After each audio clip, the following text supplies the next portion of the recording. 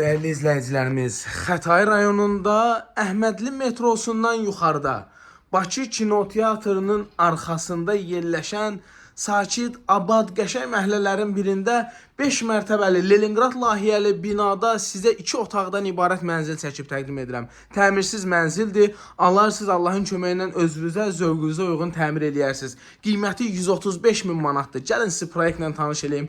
Daş binadır, ətraf əladır, məhəllə abad məhəllədir, yaşıllığı var, parkingi var. Baxın, burada bir pəncərəsi, burada eyvana açılan pəncərəsi. Təmirsizdir mənzil. Allahın köməyi ilə kim alsa təmir eləyərsiniz yavaş-yavaş.